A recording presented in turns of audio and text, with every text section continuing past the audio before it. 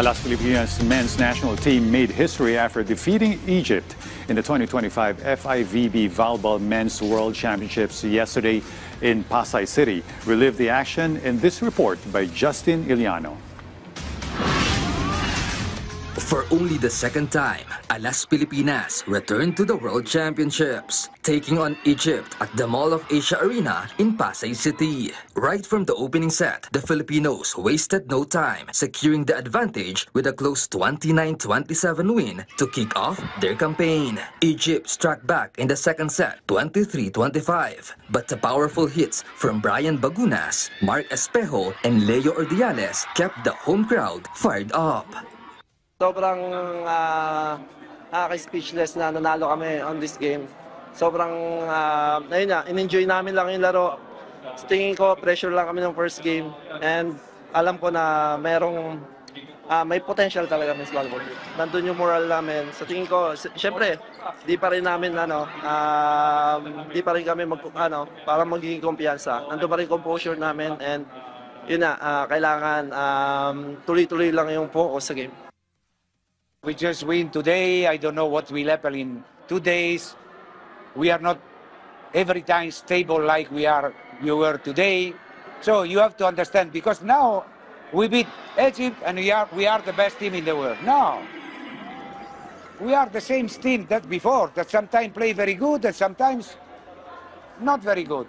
We have to get stable on this level to try to compete. Sobrang saya kasi siyempre kahit first time natin sumali sa men's World Championship, nakatatak na yun na nakakuha tayo ng panalo. Nag-reset lang, nag-mindset lang ulit ako kung anong gagawin ko. Parang binalik ko lang yung sarili ko, kung ano yung nilalaro ko past training camps na binalikan ko lang lahat.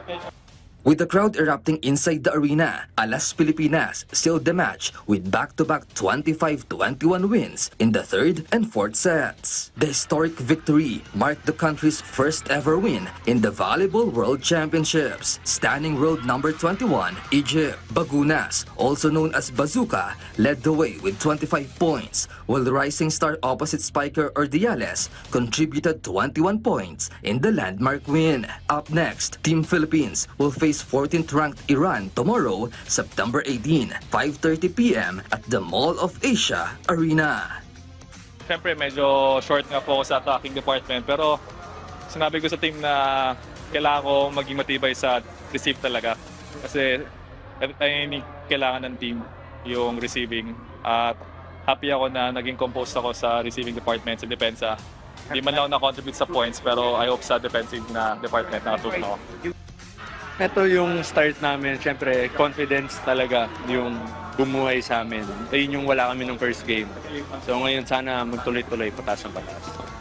Justin Iliano from the National TV Network for a new and better Philippines.